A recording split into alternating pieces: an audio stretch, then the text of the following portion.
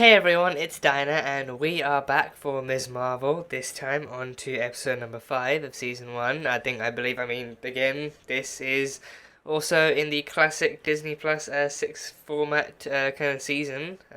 So this would be the penultimate episode, and yeah, but last time we had a really fun one. We had a really cool one last time. We had Kamala and me going to Pakistan, to Karachi, to visit Nani and to actually kind of visit family and stuff over there too. So we had a pretty decent kind of balance between family time and Kamala time too, family time and Ms. Marvel time. So yeah, we met the cousins. We met Nani for the first time too. We met Nani kind of face to face and had her kind of hanging out with her daughter and hanging out with Kamala as well, and she's kind of imparting some wisdom and reminiscing about history and talking about family and heritage and all that kind of stuff. And it was like a good kind of ethnicity exploring and heritage exploring kind of episode too. So also I think from like a more balanced point of view too, actually kind of showcasing it to like a somewhat of like a tourist like Kamala, but then also kind of showing it off in in the kind of warm and homely kind of way it did for me and Nani as well and stuff. So that was really fun.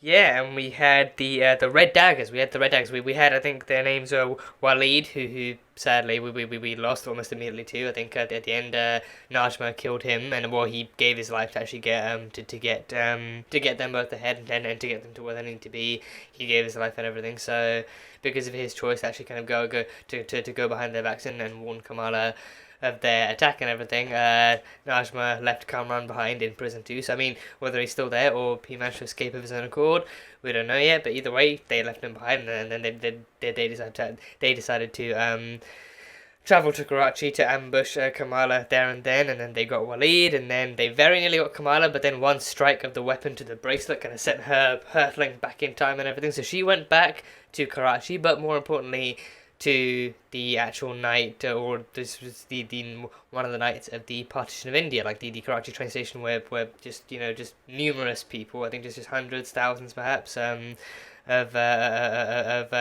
Indians and future kind of Pakistanis too were actually kind of being separated from their friends and families, just like that kind of night of separation and just kind of like actual kind of like kind of just all that kind of stuff going on. I think that kind of being directly tied into kind of her history too, with the story of Nani not being able to actually kind of find her father and actually seeing the Trail of Stars and all that kind of stuff. So yeah, I think the stuff with the Red Daggers kind of gave us some kind of history behind the Bangle too, like more about the Noor and their dimension, their world and everything, and talked about like the kind of veil of Noor too, the veil that separates the kind of the wars between the war between worlds and dimensions and everything, and if that veil breaks down, then their dimension breaks through and overtakes and consumes everything too. So I think again like eerily kind of similar to what an incursion could be, because I think even with an incursion, it's like one or both universes is kind of destroyed and like overwhelmed and everything. So I think in this case the Noor world would, or at least I think maybe that was just like a prediction. Maybe it's like a prediction of what could happen and not what definitely will. But then with the Noor dimension being as powerful as it is, maybe then that would almost definitively actually kind of overwhelm. And yeah, that's pretty much the backlash. So I think like Bruno said, consuming the power of the sun, and then like Waleed says too, actually allowing the Noor dimension to break through and people die and worlds get destroyed and everything. So yeah, not fun. But yeah, I think they did actually kind of further kind of cement the kind of the Noor's legitimacy in the MCU lore, and then the actual kind of Bangles being like coming from that background too. But then also did kind of actually state that if Thor, the Jin label is only applicable in context and in like contextually kind of dependent kind of locations, and kind of in that way like if Thor landed in the Himalayas, then he would have been called a Jin too. So then the like names are always kind of circumstantial and all that kind of stuff. So then here, like in this particular context, I think Kamala might be known as a Jinn, but anywhere else she might be known as something else. So she might even learn more about herself and even like kind of additional / kind of differential information. Well, once she meets Carol and Monica too, maybe actually find out exactly like in what other circumstances her powers might be kind of applicable, what other circumstances her powers might be described as, or whatever. So yeah, I guess we'll just have to see, and especially because the kind of bangles are kind of cosmic too, then they might have kind of different kind of information regarding that kind of background too. So, but yeah, for now that is pretty much all I have from the last one, from the last episode. So on to episode number 5 of Ms. Marvel. So yeah, let's go. I'm really anticipating this to be like a really kind of historic. I mean, as well, depending on how they write it, how it goes, I'm expecting it to be like a historical episode, but yeah. Because there's still, I think, not really kind of like a lot I know about the. Oh, that was nice. Oh, black and white kind of logo transition. Is this episode gonna be in black and white? Are they gonna do that? Or like I think like is it like monochrome? Is that how you call it? Oh, even the aspect ratio changed too. Oh god. Okay. After almost 200 years of oppressive British rule, India is free. The Dominion of Pakistan has been demarcated for Muslims, while India is a secular state with a Hindu majority. Because there was religious tension too, Hindus versus Muslims. People make their way across borders, a consequence of a century-long British strategy of divide and rule. Riots and violent outbreaks have erupted across the country. People are fleeing for their lives, as homes are torched across the country. To understand how all this began, I don't know how historically accurate this one might be, but because again, there's still like a lot I'm not fully aware of on the partition. Wow, this is Aisha. This is her. Yeah. Oh, gosh. The intros are really going all out. Huh. अगर हमें लड़ना पड़ा तो हम लड़ेंगे चाहे हमें मौत ही क्यों ना आ जाए ये धरती हमारी है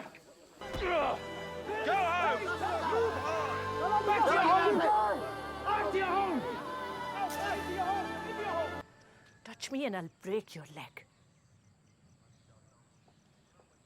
See, What? You mean this one? there's Yuzu. I don't use it much anyway. Kind of like part of me is wondering exactly how much Hindi they might speak in this, but then again, British occupied India, the British being, you know, British and everything, probably would enforce English like a lot more as a commonly spoken language too. So is that Baroda? I can't. It looks like Baroda. I can't tell. Can resist the smell of a fresh fried paratha. But oh god, I love Baroda. I love it. Yeah. It's pretty great. Yeah. Any curry you got, just Baroda goes great with it. I like your roses. Ah, she speaks. Very kind. What you seek is seeking you. Aisha. My name is Aisha. So he came up with that then. What you seek is seeking you. Hasan. Hasan. Oh, Hasan. I think I remember his name. Hasan Nana. But I thought it might be nice to have a walking stick that actually helped you walk. That's sweet. And to think, when we first met, you threatened to break my leg. Well, I changed my mind. You have to stabilize it instead. Aww. Aww. So there's Nanny in there. She looks at you as though you're magic. I can't say that I blame her. Aww. Also, she's clandestine and he's human, so does that mean Nanny is part and part? Because then that would mean those genes are passed down to Kamala then as well. सब तुम्हारे लिए आसान है कहना तुम्हें तुम्हारे घर से किसी ने नहीं निकाला ना कोई मुझसे फूल खरीदने को तैयार है और ना ही कोई मेरी बीवी को दूध बेचने को तैयार है क्योंकि मैं मुसलमान हूँ माफ करना भैया पुराना मानना परेशान Is it Najma? Is that Najma? That's Najma! So this is where you've been hiding. We can put our plan into action.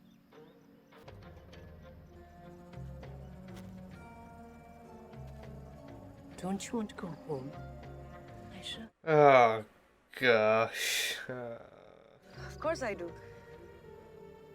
But I hid the bangle for safekeeping. You have until sundown tomorrow. And then we will all go home together. A deadline. One of the worst things. I need you to hold on to this for me. This will keep you safe wherever you go. Okay? So she uses that to find her way back to her father after she gets lost, doesn't she?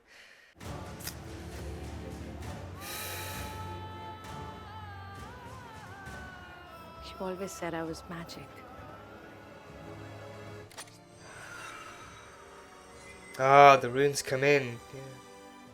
You chose us. And that's what mattered. And I'm still choosing you. Whatever happens, make sure Sana gets on that train tonight. Promise me, Hasan. Is she not going with them? She's not. Nothing is going to happen. She's not going to make it with him, is she? Or at least she's here to make sure that they do get on the train, even if she doesn't get a say in the matter. Oh, Najma's here. Oh. Where is the bangle, Aisha? Najma. It'll be okay, bacha. Still, She'll be here. She yeah. said she'll be here. Oh! I'll find it if it's the last thing I do. Oh! No, tell me Aisha doesn't die just like that. No way. Tell me she doesn't die just like that. God. What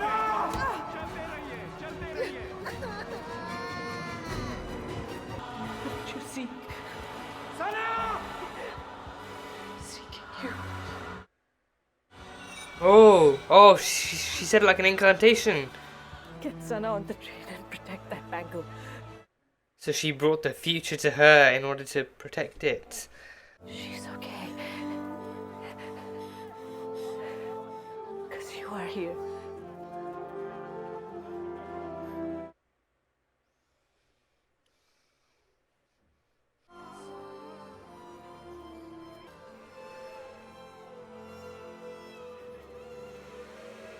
Sana! It's okay. I've got you. Okay. Let's go find Nana, bro. I can't do stars, Nani, but I can do circles, okay? Oh, she can do circles. Well, hey, it's a trail of it's still a trail of circly stars. Do you want to play a game? I'm gonna need you to jump, okay?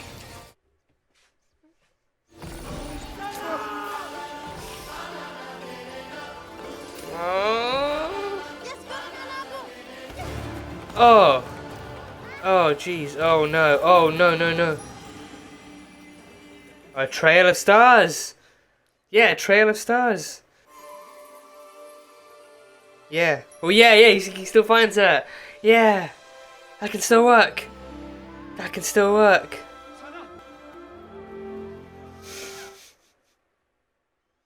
It was me. It was you.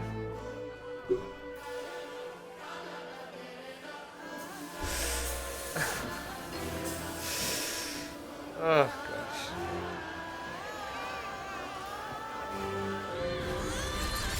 And now Back to the Future. Back to the Future. Okay.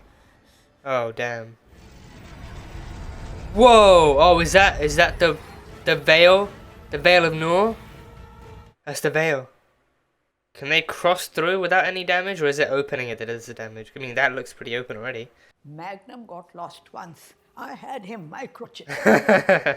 Magnum is a dog. Kamala is a girl. Okay? Though A if human it girl. was legal, I would do it. Oh, yeah, of course, yeah. And me definitely would.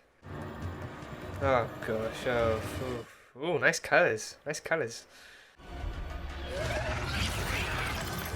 Whoa, no, oh no, that's not going home, that's dying, that's death. Oh no. I left him behind. So go back and get him! You still have a choice here, Najma, you can still make the right choice. All Aisha ever wanted was to be with her family, and you took that from her! Kamran. And she dies too. So this thing is just gonna straight up kill anyone who tries to go to enter it. Whoa. Whoa. Did she like enter him? Did she possess him? Or pass on power? Did she pass on power? Salam alaikum, auntie. Nani? Walaikum salam, beta. Great introductions, yeah, very simple, smooth. And now just peacing out. Our family is magical. Hell yeah. Only I've told you so many times over the years. Hamni? Abu?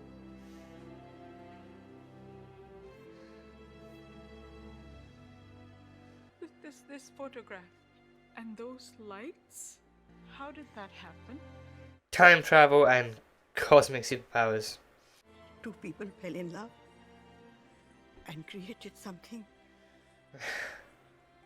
much bigger than either of them would have created alone. That too. That too. Thank you, by the way. For everything. You know, if you ever need anything, I'm just take all away. Red really is her colour. Yeah. It broke. Oh, did it now? Oh, that's is that the lightning symbol that she has? The Miz, yeah. That's your mother at your age. No. No. Oh, wow. Whoa. Rebel, you know. I mean, it looks good. I mean, not that she looks bad now, but she looked great. Please don't put all these lies into my daughter's head, okay? It was Bon Jovi. Bon Jovi. Ah, Bon Jovi. Your father and I had a lot of adventures, Kamala. Well, share with the class, I please. will tell you this. And recently, if I've been holding on really tight to you, it's because I am not ready to let you go. Perhaps this was the journey I was intended to take. One that would bring me back to you. 3 generations of Khan women. I love it. I love it. Bruno! The Bruno we do talk about. Haven't seen Encanto, by the way, just know that one reference. Yeah. Brian. What the fuck? Oh, Kamran. Argon. It's one of my favourite elements. Also, you know, if you had to look for him to find him, you know he still actually knows his name is Bruno, but yeah. Can we just restart? Because this is really weird. It's nice to meet you. I'm Kamran. Bruno. Bru. Oh my god, I genuinely thought your name was Brian this whole time. Oh, no, I had noticed the first 4 times. Really? Did you though, Cameron? Really? Maybe I'll give you the benefit of the doubt. She left you behind to fend for yourself. What makes you think she's coming back? She wouldn't just leave me behind like some kind of orphan. That's not gonna age well, is it? That's really not gonna age well. Well, I don't know if you're hungry, but my Nona's out of town. She left some lasagna. Drone! in the fridge. DODC drone! Whoa! Oh! Oh! Oh! Oh! R.I.P. to the shop.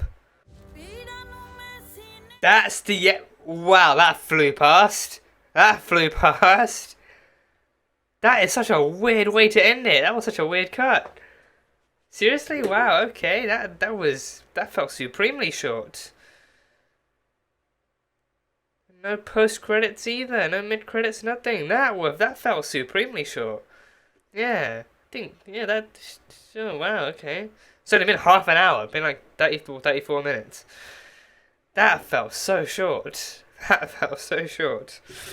Like, I was expecting the Partition stuff and the Aisha and the Hasan backstory stuff. That was meant to be at least like half the episode.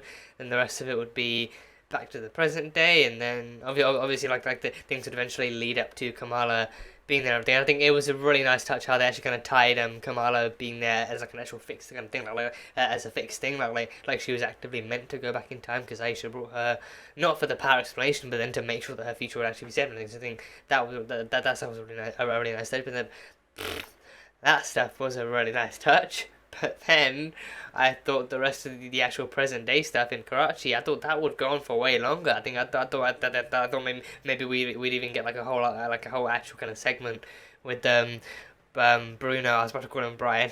Bruno and Kamran escaping from the DODC and everything. Like that stuff, just like even the ending was just so weirdly paced. Like it was just so kind of like strangely paced and strangely cut and everything, and it was just such a weird kind of stopping point to have. And overall, I think it just felt really short. Like I think even the ending, literally like the episode itself before the credits actually only being like half an hour long, kind of explained like a lot. So they never really kind of explored Aisha being clandestine too. I think it wasn't until the very end that I think she never even told him what she was. I think he said that like he knew that there was stuff she was hiding, but then because she chose him and their family, he never pressed her for it. He didn't care. Like he didn't want to force her to uncover or explore things that she might not have had the heart to discover. But then, of course, that night of her going out and meeting Najma in the woods, kind of did raise more questions and answers too. And then of course like him seeing the bangle then kind of gives him the answer, oh, she's from somewhere else, that offers this kind of mysticism and power, but then beyond that just nothing. So I think there's just like a lot of stuff that they just kind of really kind of actively kind of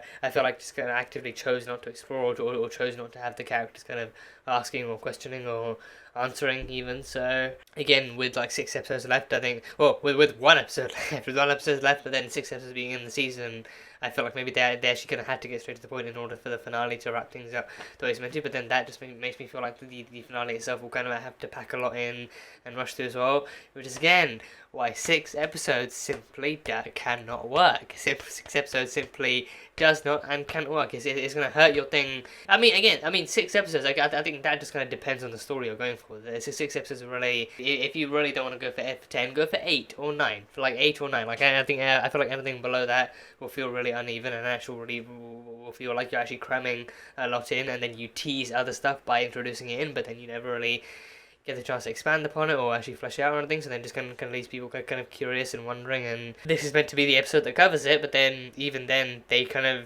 pretty much kind of covered it in the quickest way that they possibly could. So seeing them kind of actually kind of dealing with the partition, dealing with like neighbouring tensions, and dealing with other stuff from kind of like their kind of neighbouring kind of neighbours, and like the community overall could have been more interesting. But then I think Hasan dealt with the kind of the Brits kind of dismantling his speech at the beginning and everything, and then of course him listening to the radio of all the kind of bloodshed and rioting going on, even like in the newspapers too, and all that kind of stuff. So I think the opening itself, the opening did a great job of actually setting up what the setting and what the kind of backstory was going to be like, and then even like even throughout that kind of first half of the episode too, like some really great stuff kind of sprinkled in and everything. But even then, like that was it. That was pretty much it. Just kind of like mostly kind of sprinkles and everything. But then other than that, it kind of focused on making sure that the story was set up in a way that Aisha and her kind of creation could be explained and displayed and everything. And then afterwards, it kind of all like they created the steps not necessarily to actually tell the story, but then they actually displayed and created the steps necessary to actually get Asana to the train station and to get her to do the thing. I think everything there, I think even that ending with Kamala coming in and all that kind of stuff was really beautifully done too. But I think it was like the opening and the ending to that kind of portion was great, but then it was like everything in the middle just kind of felt like, you know, you're not actually kind of going through the middle, you're going from the middle and like just trying to get to the end. So that kind of stuff. And again, with the episode only being half an hour long, it felt like they kind of really like almost like kind of breezed through it and everything. So like the content they covered was great. It's just how they covered it. I think just kind of felt like a bit too quick and kind of, you know, stuff like that. So seeing Aisha and Hasan meeting, Aisha is fucking gorgeous. I never kind of like actually said it out loud. I mean, for me, which is probably kind of surprising for me, but I think I never actually said it out loud during the reaction. But then watched the episode, I was like, almost the entire time I was like, Aisha is fucking gorgeous. Like Hasan doesn't look too bad himself, but Aisha just, wow, that is like she's a cosmic beauty right there. She's just, wow, bonkers. But no, she looks great. She looks great. I think it's nice to, not finally, we've you know had other, you know, like actors and actresses before, but I think it's good to see some Asian beauty, like brown kind of, you know, people being, you know, like actually being shown in all their kind of beauty. I mean, again, conventional attractiveness is still pretty much a thing here too, but still it's nice to see brown people being shown up as beautiful too. So, but literally the entire time, like every time she showed up, I was like, wow, this woman is like, it almost feels unrealistic, because again, like in this kind of, you can't deny that it is also for the camera, and also they might also deliberately want Aisha herself to actually kind of look beautiful and to look attractive, and to make her and Hasan that kind of like a conventionally attractive couple and everything. But still, that doesn't deny that the actress herself is fucking gorgeous, and she still fits into this kind of environment and the time period and everything. I mean, the one thing I did almost immediately question was, you know, like there is no way that she's in this condition and in this environment and her hair still looks that great. That is kind of where I draw the line. But then once you also see her face too, like the makeup and everything, it's just also, you know, like, because again, like this doesn't really kind of anything. Even Hasan is kind of well groomed and everything. Like, you know, like this does not seem like the environment where people are able to actually take care of themselves and actually groom themselves and, kind of actually pamper themselves to that effect. But I think for the most part, still they do kind of still look like actual villagers and everything. And she's not exactly dressed for a catwalk, but then she's also not like, apparently when you're clandestine, when you're inhuman, when you're clandestine, you just look that good. You look that good. So yeah. But I think with this, I think that's also something that they never fully explored in this too. I think with this one, there was one mention of Hasan being like an actual Muslim man. So then because of that, no one would buy it. Like he mentioned to the guy, he even mentioned to him like because he's a Muslim man, I think people would no longer buy his flowers. People would no longer sell his wife milk or food or anything like that. So then because I think religious tensions between Muslims and Hindus was also like a big factor within the partition too, like riots and kind of bloodshed happening, people being killed and bombed. And so yeah, there's a lot of history, like a lot of different types of tensions and a lot of different history.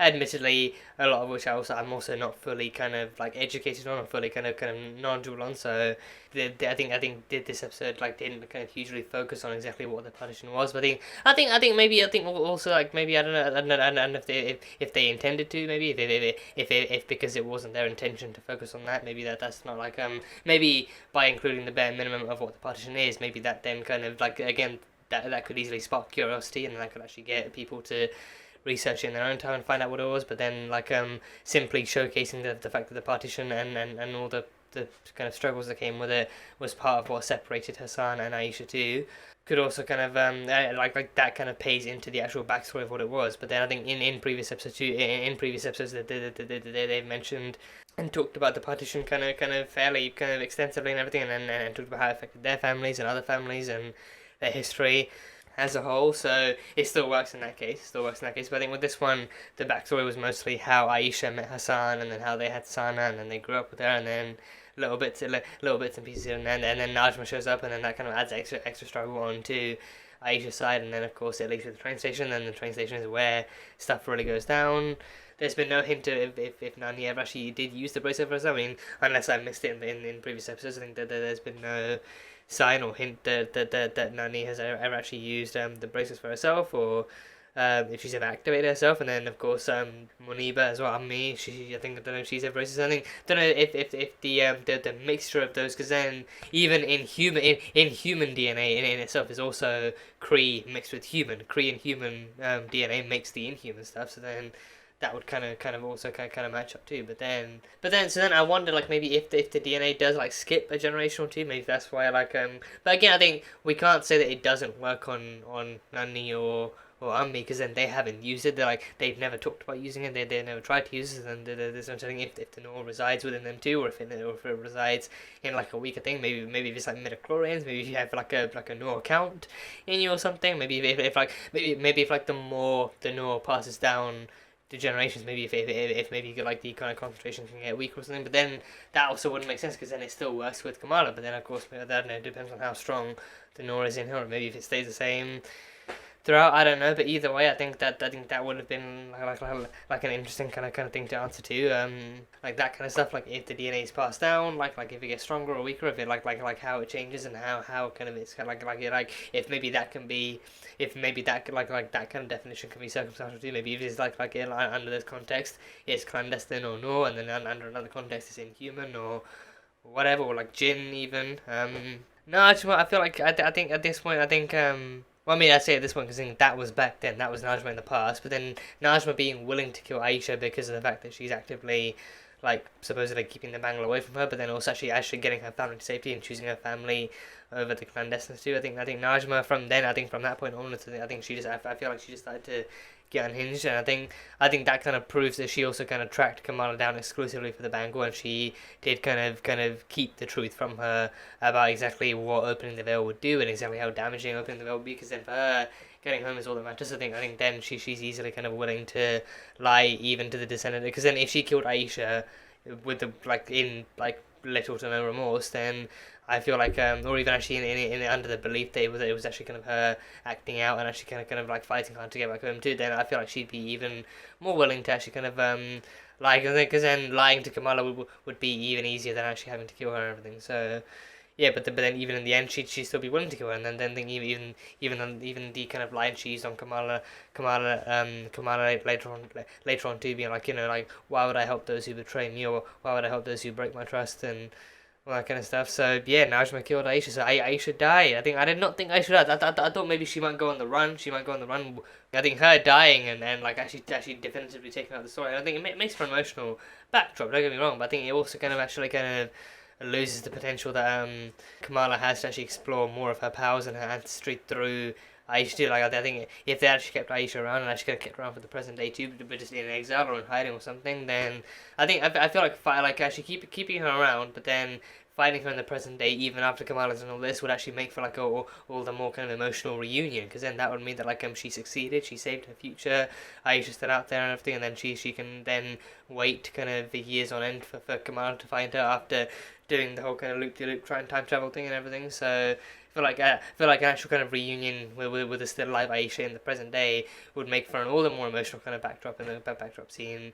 The whole kind of idea behind her whispering, "Seek what you seek is seeking you," as like an incantation, and then actually opening the bracelet, I think too. That kind of indicates that she actively did kind of take I think instead of the I think that then felt to me like instead of the actual damage from the blade, that damage just kind of caused blowback that sent them all off their feet. But then Aisha opening up, activating the bangle from her end, actually brought Kamala back, and actually kind of opened up those cracks and brought Kamala back through time to make sure that Sana could get on the train and everything. So then, because then it's a fixed thing that Kamala is the one who did it. Kamala is the one who watched Aisha die, and then found her nanny, found Sana as a little girl, and then she helped her. She was the one who actually activated the bracelet and actually did the thing.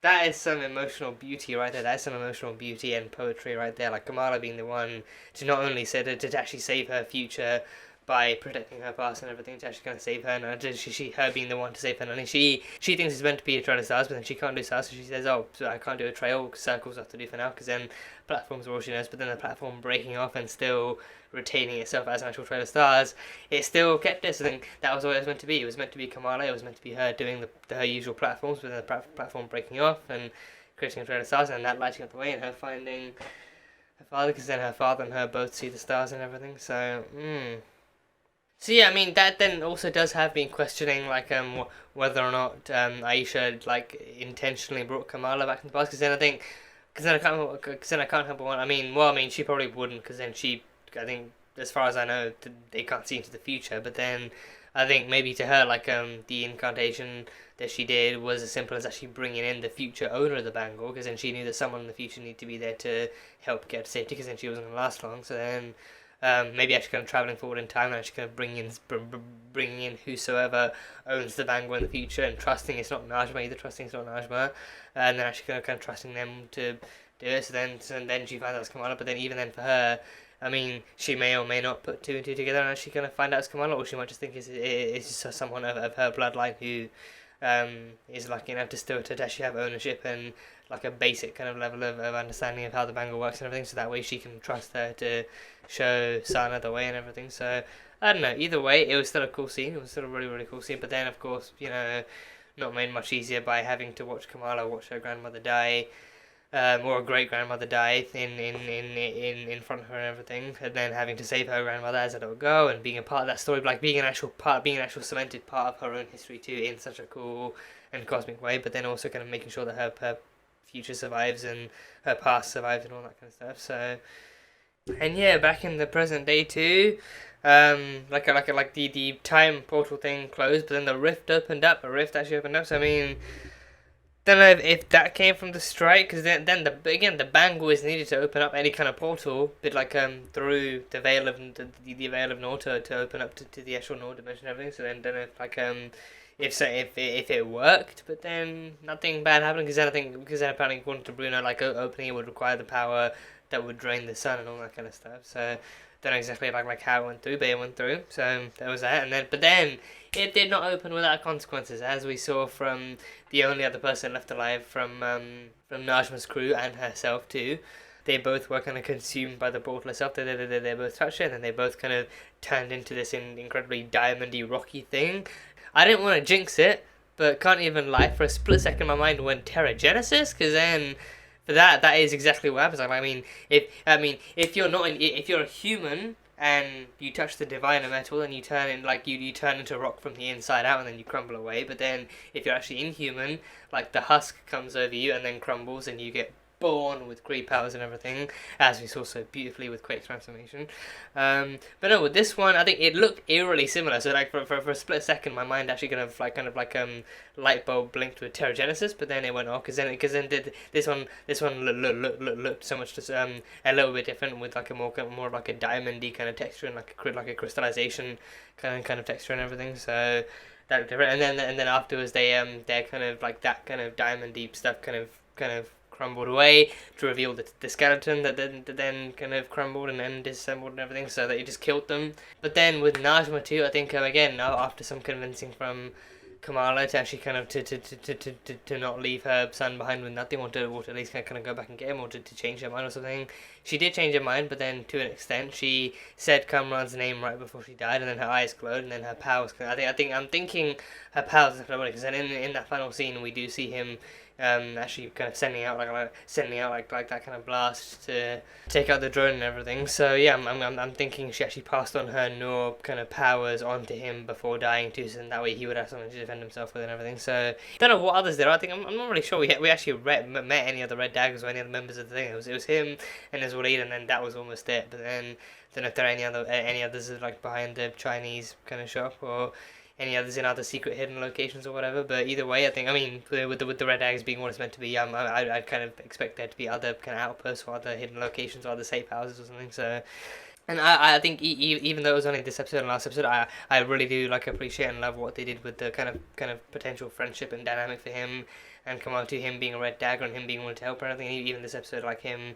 saying that, like, he's only a call away and he'll be happy to help anytime she needs him to, and he's always like a willing and trustworthy kind of ally in her corner. So I think that kind of friendship and dynamic being set up between them is a really, really wholesome and really cool thing to do. So I think this episode was just about actually maintaining. Like, this episode was unsurprisingly full of maintaining and fulfilling and like actually kind of showing off kind of wholesome and kind of lengthy and lasting kind of connections between family and friends and that kind of thing. So it was really wholesome and really kind of beautiful in that sense too. So Kamala's necklace, I think that, because I think Ummi found her necklace too, and it broke off too. I think I almost immediately called it out as the actual kind of little kind of S kind of lightning cut type symbol she has on her costumes. I think her necklace, I think she actually kind of talked about her necklace, how it was actually her name spelled out in Arabic, like her name actually crafted out in Arabic. So I think then like her necklace actually broke apart and everything, but then I think maybe like the first or last letter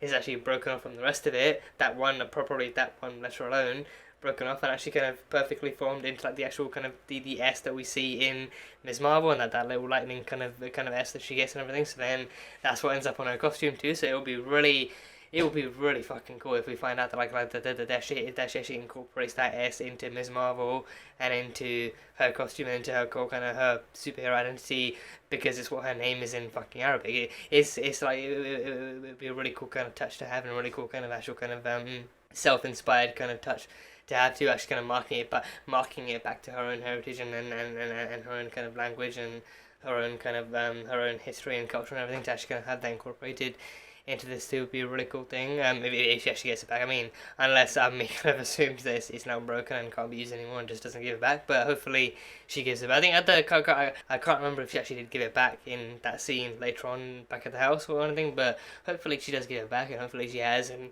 everything. So that way Kamala can use it to further solidify her and her identity as Ms. Marvel and everything. So that would be cool. They come from another dimension. Again, it's like the fact that they said dimension, I feel like raises more questions than answers too, because if it's another dimension, that means like dimension and universe probably most likely interchangeable. And if that's the case, we don't know what the rules of life and living and existence are in that dimension, especially if Noor is like light, or like powers are hard light, but then Noor means light. Maybe the clandestines in the Noor universe, in the Noor dimension, exist in like a different way. Maybe they don't exist in actual physical forms or physical bodies or even human bodies.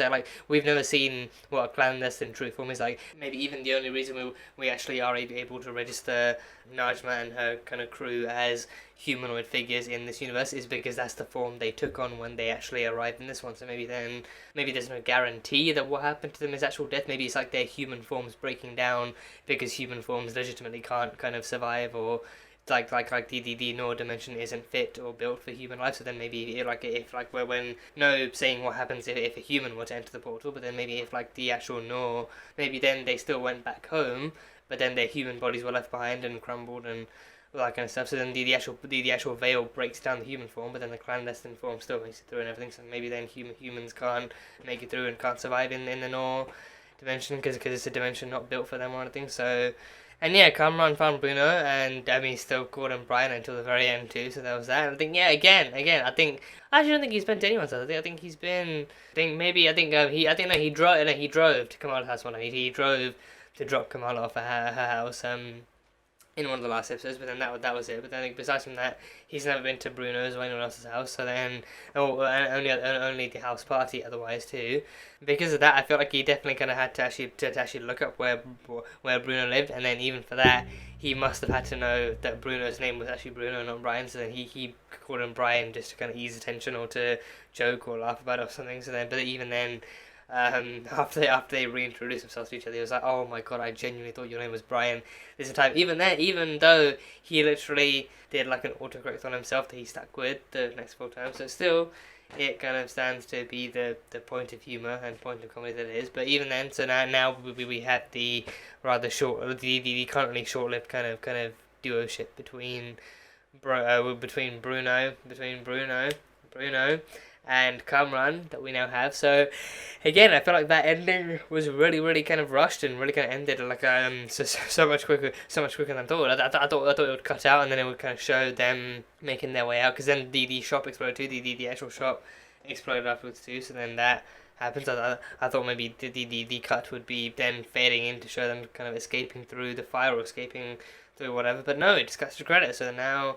Yeah, just like some very kind of some pacing issues here and there, but I think again my experience and enjoyment of the episode as a whole is not tainted or mismatched by any of that. It's just like some other kind of minor gripes I have with the actual kind of the pacing and the actual kind of storytelling kind of style in that particular sense. So yeah, but now I think it'll be interesting. Like I think before I think, well, I mean, again, one more episode left, so there's only really so much they can do. And I think again, depending on how much they do, it's probably going to get borderline crammy up in there. It's probably going to get borderline like everything's crammed up. But I think for the most part they've covered the Karachi stuff. So then the opening of the next episode could easily be them making it back from Karachi and getting all the stuff done, and then maybe even running into Bruno and Kamran in the midst of their kind of newly found kind of dynamic and duo-ship and everything. So we'll see then where things go from here. So again, I think potential for a season 2, but then also potential for her to kind of, I think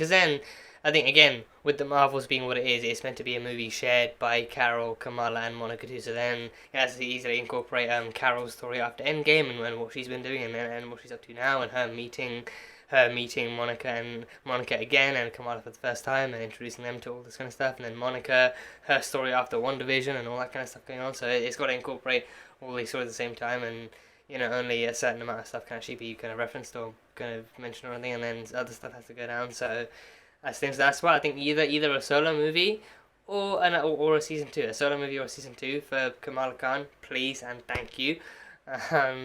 So yeah, so that way we get to explore more of this stuff and actually talk a bit more about the past, and also kind of move forward after her family discovers all these kind of new powers and tricks that she's got, and actually moving forward with their daughter and friend and sister and everything being Ms. Marvel and having everything she's got and being capable of doing everything she's doing and everything. So, but it should be fun. It should very much be fun. So I'm still really looking forward to seeing how this season actually ends off and everything. And I think after this might be She-Hulk. After this might be She-Hulk. But now we've also got Thor, Love and Thunder coming out too. That's coming out in theaters. I'm honestly debating if I should see it in theater, because I'm gonna be swooning either way. I'm just like right off the bat. I'm thinking about how much swooning I'm gonna be doing over the mighty Thor and Valkyrie herself, the king. So yeah, but then it could either be done on camera in the form of a movie reaction weeks from now when it comes out on Disney Plus, or it can be done in like a movie review that I need to remember that I need to actually remember to post on time and everything. So, but yeah, no, I think this one. So I think after this one, I think series wise, I think after this one, I think it'll probably be She-Hulk in August.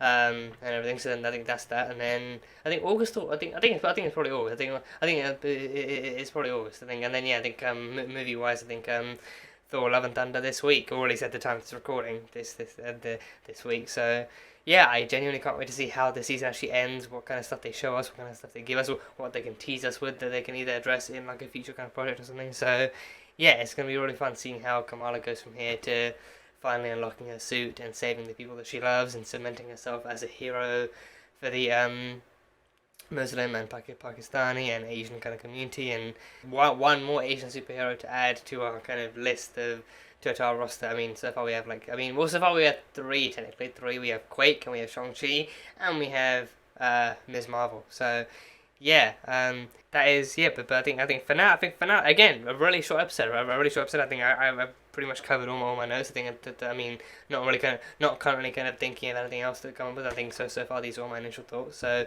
yeah, fairly kind of shortish kind of video, or just like a short kind of episode and like a shortish kind of reaction video to go with it. So yeah, for the most part that is pretty much all I've got for now at least. So that was Ms. Marvel season 1 episode 5. So thank you guys as always so much for being here and for watching this video. If you guys enjoyed it, then feel free to leave a like and comment on what you thought of the episode and what you guys are looking forward to in the finale, and what you hope to see from in the future from Kamala as Ms. Marvel and everything. For those interested, the full-length reaction will be over on Patreon, so you can go check it over there. And yeah, that is pretty much it. So until next time, bye bye for now. We're almost still intro, so yeah, bye bye for now.